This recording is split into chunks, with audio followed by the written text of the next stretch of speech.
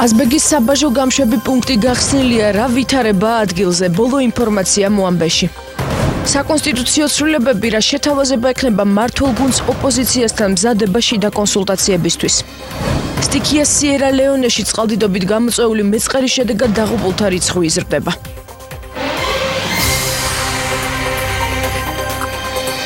მოგესალმებით, ეთერში მოამბე 12 საათზე სტუდიაში მარიამ ვაშაძე მუშაობს. ყაზბეგის საბაჟო გამშვები პუნქტი დილიდან შეფერხების გარეშე მუშაობს. სამალი დევდორაკის ხეობაში ღვარცოფული მოვლენების გამო შეზღუდვა მხოლოდ ღამის განმავლობაში მოქმედებდა. რა ვითარება ადგილზე, ბოლო ინფორმაციას გურამ როგავა მოგვაწვდის. გურამ გისმენთ. მცხეთა თბილის მცხეთა სტეფანწმინდა ლარსის საავტომობილო გზის დარიალის ხეობის მონაკვეთზე მოძრაობა ამ დროისთვის აღდგენილია. საავტომობილო გადაადგილება დასაშვებია გაუჩერებლად მოძრაობის რეჟიმში. ასევე შეფერხების გარეშე მუშაობს სასაზღვრო გამშვები პუნქტი ყაზბეგი, რომელმაც გუშინ მუშაობა რამდენიმე საათით შეაჩერა ღვარცოფული პროცესების გამო. თუმცა ამ დროისთვის საგანგებო რეჟიმი არ მოქმედებს. შესაბამისად, ორივე მხრიდან ყველა ის მანქანა, რომელიც ყაზბეგის გახსნას ელოდებოდა, ამ დროისთვის გატარებულია. გუშინ გვიან ღამემდე თითქმის 3 საათის განმავლობაში მოგვიწია რიგში დგომა. დღეს დილით კი საქართველოს საზღვარი გართულებების გარეშე გადმოვკვეთეთ.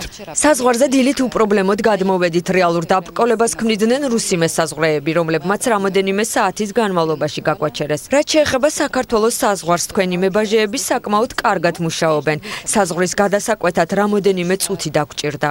დღეს დილით 6 საათზე, როგორც წინასწარ იყო დაანონსებული, საბაჟო გამშვებ პუნქტში ყაზბეგი განახლდა სამუშაო პროცესი, როგორც გასვლის რეჟიმზე, ასევე შემოსვლის რეჟიმზე საბაჟო პროცედურები ხორციელდება ყოველგვარი შეფერხების გარეშე.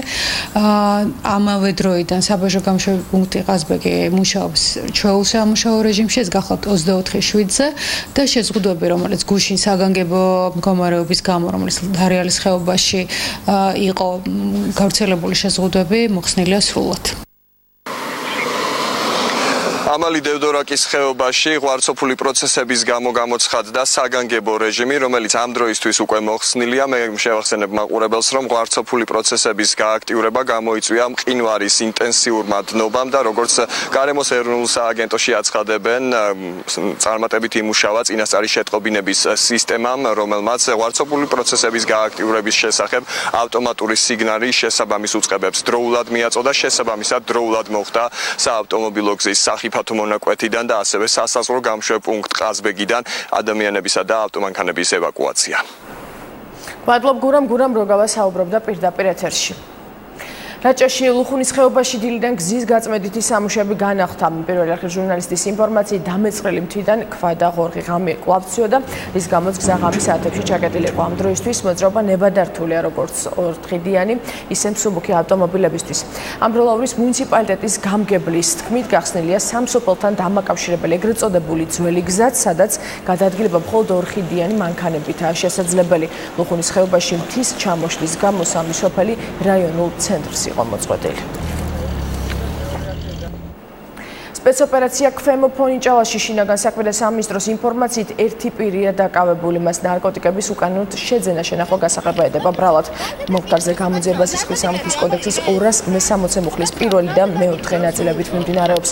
პირველი არხის ინფორმაციით დაკავებული პირის გარდა იმ სახლიდან, სადაც სპეცოპერაცია ჩატარდა, პოლიციის შენობაში ერთი ქალის გადაიყვანეს სავარაუდო დასაკითხად.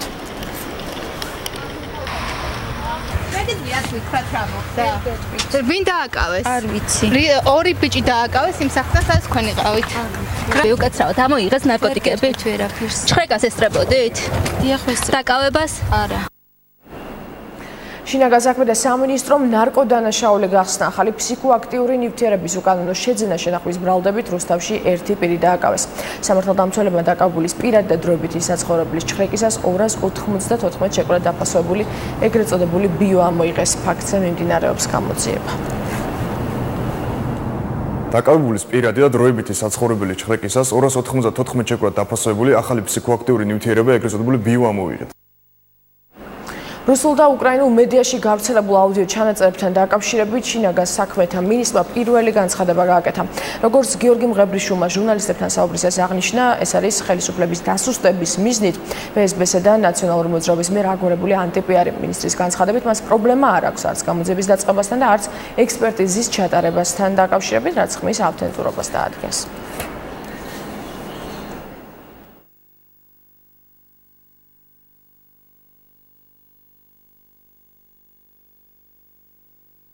თუ საჭირო გახდა ჩაატარონ გამოძიება, თუ საჭირო გახდა ჩაატარონ ექსპერტიზები, რასახისაც გინდა იყოს, მე ერთ რამეს გეტყვით, რომ ფსბ-ს აგენტები და ნაციონალური მოძრაობის წევრები ორკესტრირებულად ერთად უტევენ ხელისუფლებას და ეს არის აგორებული შავი პიარი, რომელიც ისევ და ისევ ჩვენ შესასუსტებლად არის მიმართული. გამოკვლევა უნდა ჩავატაროთ. მე ვარ თუ არ ვარ იქ ჩანაწერებში, რის საფუძველზე ვარ? კიდევ ერთხელ ვიმეორებ, რომ სადაც უნდათ ჩაატარონ გამოძიება, ვისაც უნდა ჩაატარებინონ გამოძიება, დარდიც არ მაქვს. საკონსტიტუციო ცვლილებებთან დაკავშირებით ქართული ოცნებაში და კონსულტაციებისთვის ემზადება. სწორედ ამის შემდეგ გაირკვევა რა შეთავაზება ექნება მმართველ გუნდს ოპოზიციასთან. გავრცელებული ინფორმაციით შესაძლოა 2020 წლის საპარლამენტო არჩევნებისთვის ბარიერი გაუქმდეს. როგორ აფასებენ წინადადებას ოპოზიციაში, ამას ქეთი ქაშაკაშვილი გვეტყვის ახლა პირდაპირ ეთერში. ქეთი, გისმენთ.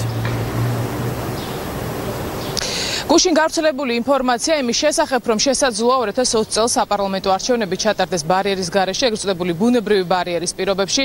ოპოზიციის იმ ნაწილისთვის, რომლებსაც ჩვენ დღეს ვესაუბრეთ, არის კატეგორიულად მიუღებელი. ისინი ამბობენ, რომ ეს არის ერთგვარი სატყო არა პატარა პარტიებისთვის და მთავარი პრობლემის გადაფარვის მცდელობა. ამ შემთხვევაში საუბარია მაჟორიტარული სისტემის გაუქმებაზე. დღეს ოპოზიციის წარმომადგენლებმა ჩვენთან საუბრისას თქვეს ისიც, რომ ამ პირობებში ჩატარებული არჩევნების შემთხვევაში პარლამენტი იქნება მრავალპარტიული და ჭრელი და ეს არ იქნება მომგებიანი ქვეყნის საპარლამენტო განვითარების პოლიტიკური განვითარებისთვის და ბევრად უფრო მნიშვნელოვანი იქნებოდა საარჩევნო ბლოკების შენარჩუნება.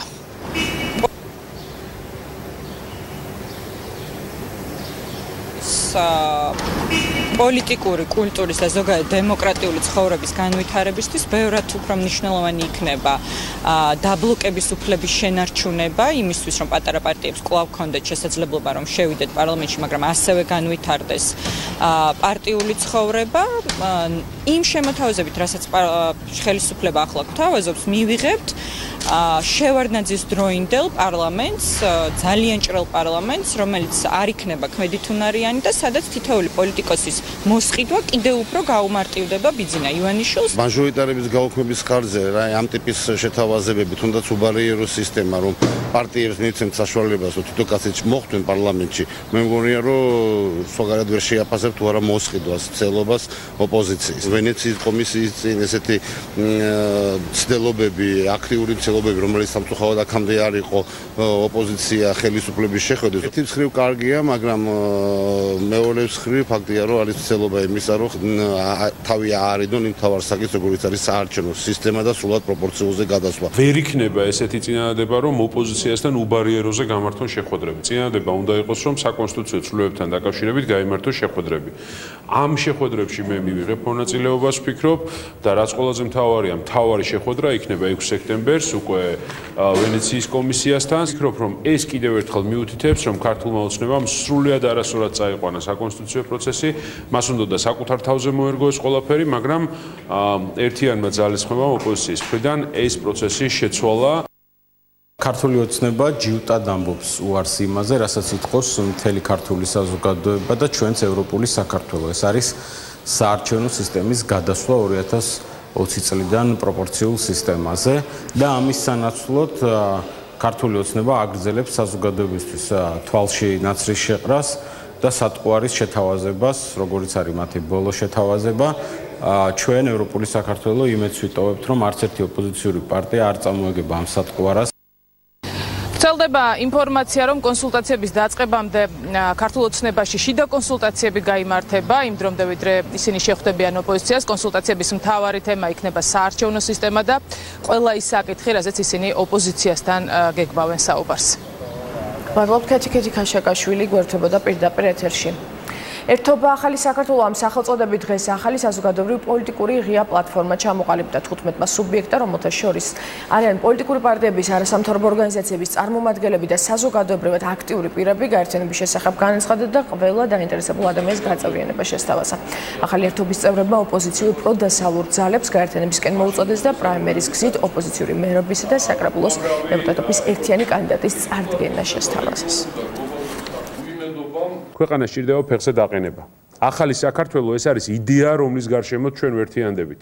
ახალი საქართველო ეს არის ძალიან დიდი შინაარსი, რომლის გარშემოთ ჩვენ ვერთიანდებით. ახალი საქართველო ეს არის დღე-და-ღამე მუშაობა იმისთვის, რომ ქვეყანა მოახდინოს განვითარების კუთხით გარღვევა. დეოკუპაცია, სოციალური პრობლემების გადაწყვეტა. კიდევ ერთხელ მოუწოდებთ ოპოზიციურ პროდასავლურ ძალებს სინერგიულად გავაერთიანოთ ჩვენი ამომრჩევლები და პრაიმერის გზით გამოვავლინოთ ოპოზიციური მერობისა და საკრებულოს დეპუტატობის ერთიანი კანდიდატები, რათა შევცვალოთ ხელისუფლება და ახალი იმპულსი მივცეთ ქვეყნის განვითარებას. ჯეფესტის ბილეთების კონტროლერებმა ანაკლია განმუხურის დამაკავშირებელი საავტომობილო ხიდი გადაკეტეს. ისინი კუთვნილ ანაზღაურებას ითხოვდნენ. მათი განცხადებით მხოლოდ თანხის ნაწილი ჩაერიცხათ. თანამშრომლები პროტესტის შეწყვეტას არაპირებენ, აქციაზე მცირე დაპირისპირებაც მოხდა. ადგილზე ზუგდიდის პოლიციის სამმართველოს თანამშრომლებიც იყვნენ მობილიზებული.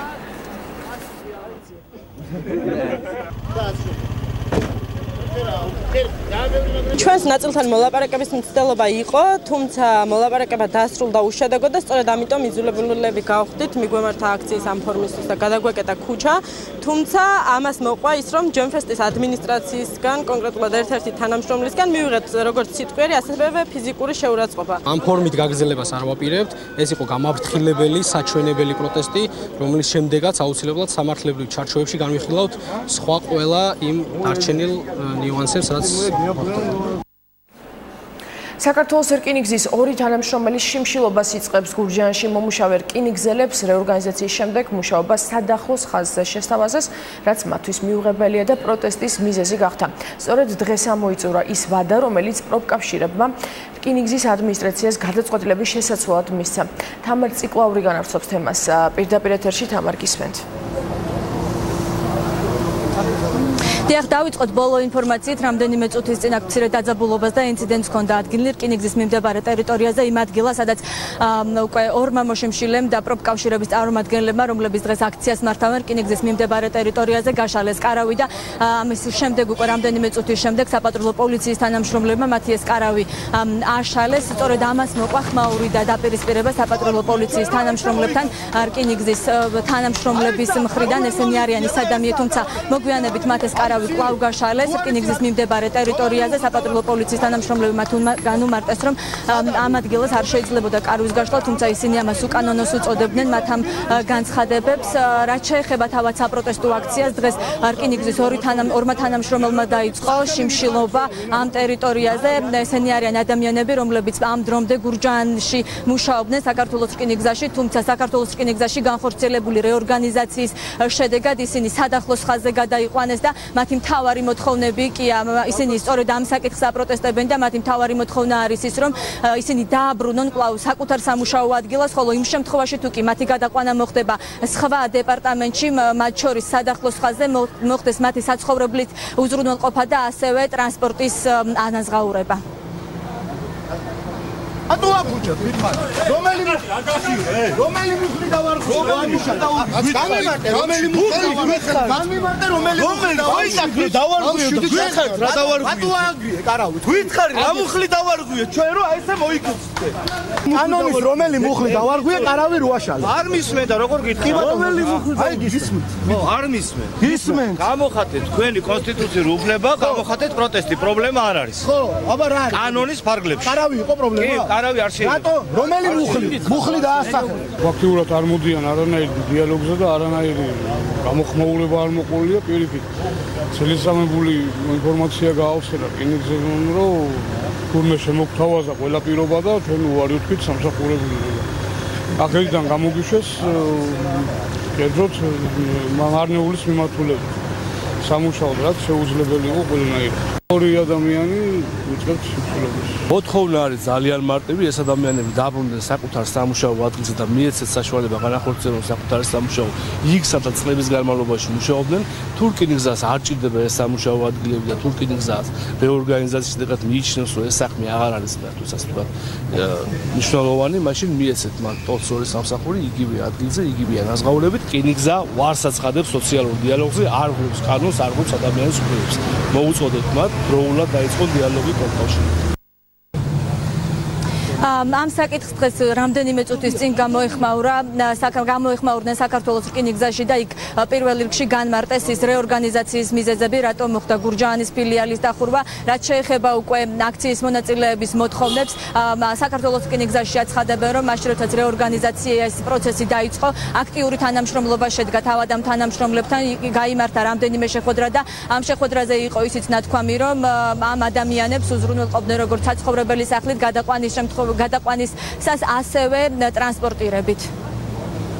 რკინიგზა მზად არის, როგორც კი გუშინაც გავაგზავნეთ ასეთი მეორე წერილი და თუ ისინი შეუდგებიან თავიანთ საქმიანობას, რკინიგზა მოხარულია გააგრძელოს მათთან შორითი ურთიერთობა. რკინიგზას აქვს თავისი სატრანსპორტო საშუალება, ავტობუსიც და მატარებელიც, როგორც მითხრეს, საცხოვრებელს რაც შეეხება, ვიცით რომ ეგრეთ წოდებული კუპე ვაგონები გარემონტდა და გადაკეთდა სწორედ მათთვის საცხოვრებელი პირობების უზრუნველსაყოფად და ახლა მე პირადად ადგილზე არ ყოფილვარ, მაგრამ მითხრეს რომ აი ცხელი წყალი და ეს აუცილებელი ყოფითი პირობები შექმნილია ამ თანამშრომლებისთვის. მე შეგახსენებთ, რომ რკინიგზის მიმდებარე ტერიტორიაზე საპროტესტო აქციას მართავენ და ორი თანამშრომელი შიმშილობს. ესენი არიან ადამიანები, რომლებიც გურჯაანის ხაზიდან რეორგანიზაციის შედეგად გადაიყვანეს სადახლოს ხაზზე. ისინი სწორედ ამ საკითხს აპროტესტებენ. გეტყვით ასევე იმასაც, რომ რამდენიმე წუთის წინ მცირე ინციდენტსაც ჰქონდა ადგილი. ამ დროისათვის კი ადგილზე საპატრულო პოლიციაც რჩება და ასევე ადგილზე რჩებიან აქციის მონაწილეებიც. გმადლობთ თამარ ციკლაური საუბრობდა პირდაპირ ეთერში. განმუხურის სანაპირომდე ტურისტები და ადგილობრივები განახლებული გზით მივლენ. დარჩელი განმუხურის 6 კილომეტრიანი საავტომობილო გზის რეაბილიტაცია დასრულდა. საგზაო მონაკვეთი შავი ზღვის სანაპირო ზოლთან დამაკავშირებელი გზაა. პროექტის ფარგლებში აღნიშნულ მონაკვეთზე ცემენტ-ბეტონის საფარი დაიგო, ასევე აშენდა ახალი რკინა-ბეტონის ხიდი და გზის სავალი ნაწილი მოინიშნა. დასრულებულ სამუშაოებს ინფრასტრუქტურის მინისტრი მხარის გუბერნატორთან ერთად გაეცნო. დასრულდა სოფელ განმუხურთან და სანაპირო ზოლთან მისასვლელი გზა. აღნიშნული გზა აშენდა თანამედროვე ტექნოლოგიებით, იმ ტექნოლოგიებით, რომელმაც საშუალება მოგცა ძალიან სუსტ გრუნტებზე ძალიან მყარი გზა მიგვეყო. ეს მონაკვეთი ზოგადად განმუხურის ტურისტებისთვის ძალიან მიმზიდველია.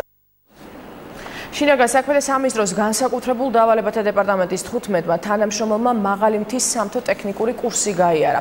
სწავლების დასრულების შემდეგ მათ შესაბამისი სერტიფიკატები გადაეცათ. ტრენინგი თავდაცვის სამინისტროს გენერალური შტაბის წვრთნების და სამხედრო განათლების სარდლობის პოლკოვნიკ ბესი ქუთათელაძის სახელობის საჩხერის სამთო მომზადების სკოლის ორგანიზებით ყაზბეგის მუნიციპალიტეტში ჩატარდა. განსაკუთრებულ დავალებათა დეპარტამენტის თანამშრომლებმა მაღალ მთაზე გადაადგილების ხერხები, დაბრკოლების გადალახვის ტექნიკა, დასარალებულის დახმარება და ევაკუაციის საკითხები შეისწავლეს. გავიარეთ მაღალი მთის ტექნიკური კურსი. აღნიშნული კურსის დროს განახორციელეთ სხვადასხვა მწვერვალებზე ტექნიკური ასვლა. ეს იყო 4000 მეტრის სიმაღლის მწვერვალზე და საბოლოოდ იყო 5000 მეტრის სიმაღლეზე, კერძოდ მწვერვალ ყინორწვერზე. აღნიშნული კურსის დროს გავიარეთ მთაში ყინულზე გადაადგილების ტექნიკა შევისწავლეთ ნაპრალიდან დაზარალებული სამოყვანა. აგვისტოს ავღანეთში ბაგრამის საავიაციო ბაზასთან მომხდარი თავდასხმის შედეგად დაშავებული ქართველი მშვიდობის მყოფელები თავდაცვის მინისტრმა გერმანიაში მდებარე ლანშტულის ამერიკულ სამხედრო ჰოსპიტალში მოინახულა.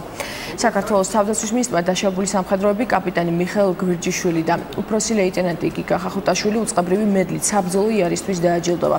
გენერალური შტაბის უფროსმა კი სამხედროებს გენშტაბის მონეტები უსახსოვრა. მეორე ქვეითი ბრიგადის 23 ბატალიონის 2 ქართველი სამხედრო მოსამსახურე აფეთქების შედეგად მიყენებული დაზიანებების შემდეგ გერმანიაში გადააფრინეს. მათ დამსხვრევების შედეგად მიყენებული დაზიანებების გამო გერმანიაში სხვადასხვა სახის ოპერაცია ჩაუტარდათ.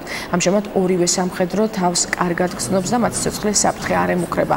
ლევან იზორია გერმანიაში ავღანეთიდან გაემგზავრა. ამ შემთხვევაში უწყება მედლით დაჯილდოვება. ის წყალობა ქონებოდეს ყოველთვის. მათი მდგომარეობა არის სტაბილური, მიდის გამოჯამრთელებისკენ.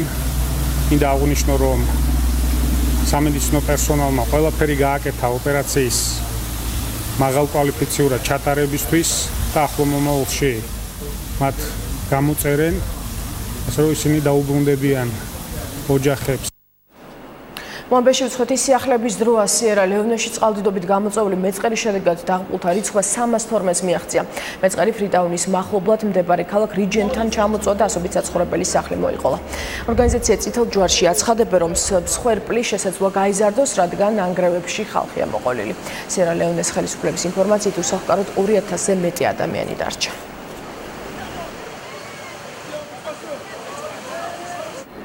მალის ჩრდილოეთ ქალაქ ტიმბუქტუში გაეროს მშვიდობის ყოფილების ბაზაზე თავდასხმა მოხდა. მოკლულია 7 მშვიდობის ყოფილი. დაღუპულები მისის ადგილობრივი თანამშრომლები იყვნენ. სხვადასხვა სიმძიმის დაზიანება კიდევ 7 ადამიანს აქვს მიღებული. ამასთან გაეროს მშვიდობის ყოფილებმა 6 თავდასხმელი მოკლეს. ეს გაეროს მისიაზე ბოლო 1 დღის განმავლობაში მეორე თავდასხმა. თავდასხმაზე პასუხისმგებლობა არც ერთ დაჯგუფებას აუღია.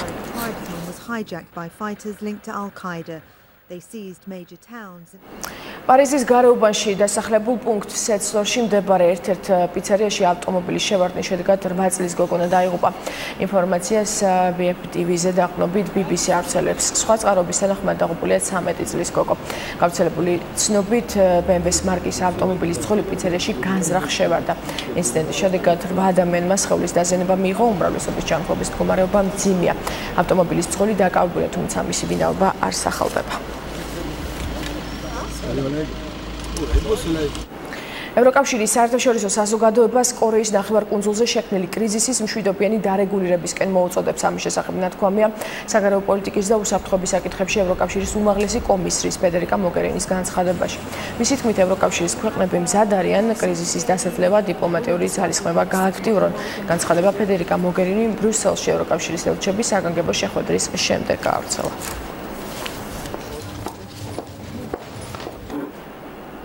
ჩრდილოეთ კორეის ლიდერმა სამხედროებს ნებისმიერ დროს მოქმედებისთვის მზადყოფნა უბრძანა. კიმ ჩენ ინმა ქვეყნის სტრატეგიული ძალები მოინახულა და ამერიკასთან დაკავშირებულ სამხედრო დაძაბულობაზე ისაუბრა. მისი თქმით, ორებს შორის კონფლიქტის პრევენციისთვის ვაშინგტონმა სწორი გადაწყვეტილება უნდა მიიღოს. კიმ ჩენ ინს სურს, რომ თავდასხმის გადაწყვეტილების მიღებამდე ამერიკის შეერთებული შტატები მოქმედებებს დააკვირდეს. მისი თქმით, რეგიონში სტრატეგიული ბირთვული შეერაღების განთავსება თავიდან სწორედ ამერიკამ დაიწყო.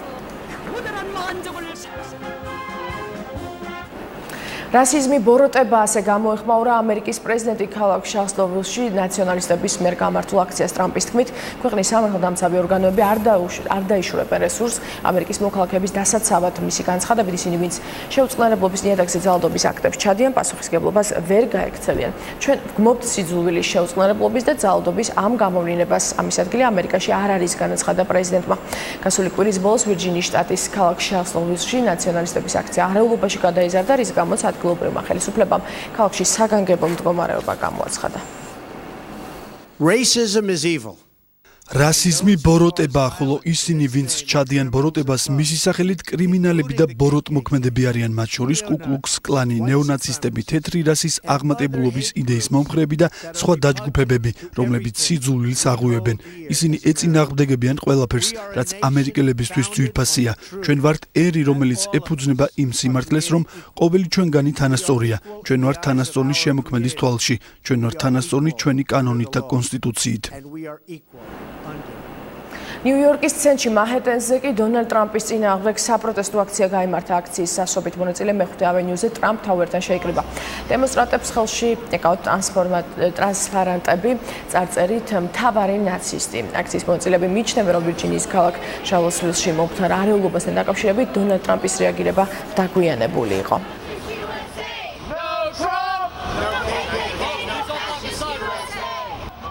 ეგრეთ წოდებული ბრექსიტის შემდეგ გარდამავალ ეტაპზე დიდი ბრიტანეთი ევროკავშირის დროებითი საბაჟო კავშირის შექმნას თავაზობს. ამის შესახებ ბრიტანეთის მთავრობის მიერ შემუშავებულ დოკუმენტშია ნათქვამი. მინისტრები აცხადებენ, რომ შეთავაზება მიზნად ისახავს სასაზღვრო პრობლემის პრევენციას, ასევე თავისუფალ და შეუზღუდავ ვაჭრობას დანარჩენ ევროპასთან. საბაჟო კავშირში შემავალი ქვეყნები ერთმანეთს პროდუქციაზე იმპორტის გადასახადს და ტარიფებს არ აწესებენ. ბრიტანეთის შეთავაზების თანახმად საბაჟო კავშირმა ფუნქციონირება 2019 წლის მარტიდან უნდა დაიწყოს. ინდოეთის ხელისუფლებამ უტარ-პრადეშის შტატის საავადმყოფოში ბავშვების გარდაცვალებასთან დაკავშირებით გამოძიება დაიწყო. ქვეყნის ჩრდილოეთ ნაწილში მდებარე საავადმყოფოში ბოლო 5 დღის განმავლობაში 63 ადამიანი დაიღუპა, მათ შორის 30 ბავშვი. ადგილობრივი მედიის ინფორმაციით, ბავშვების გარდაცვალების მიზეზი ჟანგბადის უკმარისობა გახდა. დაუდასტურებელი ინფორმაციით, ბალოტებს რამდენიმე საათის განმავლობაში ჟანგბადი არ მიეწოდებოდა. გარდაცვლილთაგან ბევრი ახალშობილი იყო. საავადმყოფოს ადმინისტრაცია კი აცხადებს, რომ ბავშვების გარდაცვალების მიზეზი ენცეფალიტი გახდა. მოამინდობა ჩინეთში ქვეყნის ცენტრალურ და სამხრეთ პროვინციებში ძლიერი წვიმის შედეგად წარმოქმნილ წყალდიდობას 9 ადამიანი ემსხვერპლა, ერთი კი დაკარგულად ითვლება. სტიქიის გამო ადგილობრივი მოსახლეობა გადასაადგილებლად ნავებს იყენებს. წყალდიდობის შედეგად 1000-მდე სახლი დაინგრა, მოხდა 50,000-მდე ადამიანის ევაკუაცია. უსაფრთხოების ზომებიდან გამომდინარე 20 ტურისტული ზონა დაკეტილია.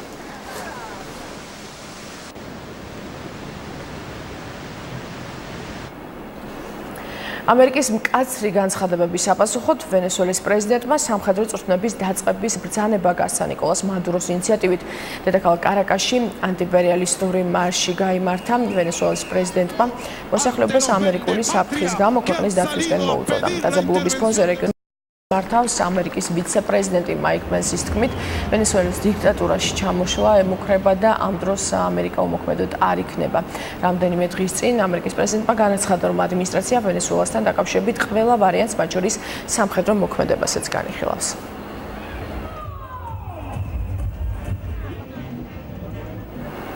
ევროპის საკალათბურთო ჩემპიონატის თასის მოგზაურობა საქართველოში დასრულდა. ევრობასკეტის სტროფიდურის ფარგლებში ჩემპიონატის მთავარი პრიზი მონიგულიორზე გამოიფინა, სადაც ასევე საქართველოს კალათბურთელთა ეროვნული ნაკრების ევროპის ჩემპიონატზე გაცილების ღონისძიება გაიმართა. საქართველოს კალათბურთელთა ეროვნული გუნდი ევროპის 2017 წლის ჩემპიონატისთვის ბოლო მომსამზადებელ ეტაპზე გადადის. ელია ზოროსის გუნდი 22 აგვისტოს საბერძნეთში გაემგზავრება, სადაც აკროპოლისის თასზე 3 შეხვედრას გამართავს. 29 აგვისტოს კი ქართველი კალათბურთელები ისრაელში ჩავდნენ, სადაც 31 აგვისტოდან ევროპის საკალათბურთო ჩემპიონატის B ჯგუფის მატჩები ჩატარდება.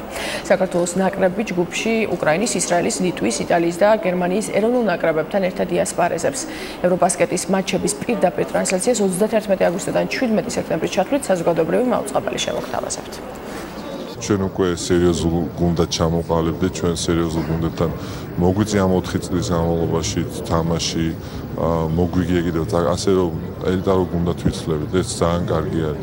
თუმცა იმის გათვალისწინებით, რომ ძალიან გვინდა ეს განსაკუთრებული წელი იყოს, ეს 2017, ეს მეოთხე ევროპის ჩემპიონატი, თავდაჯერებულობა საკუთარ თავში, თავდაჯერებულად გუნდში მიხედავთ იმისა, რომ ტრავმები გოსანიგიძეს და ბურჯანის სახით ძალიან დიდი დანაკლასია, თუმცა ვფიქრობ, რომ რეალური შანსი არსებობს იმის, რომ საუკეთესო ევროპის ჩემპიონატი იყოს საქართველოს ისტორიაში.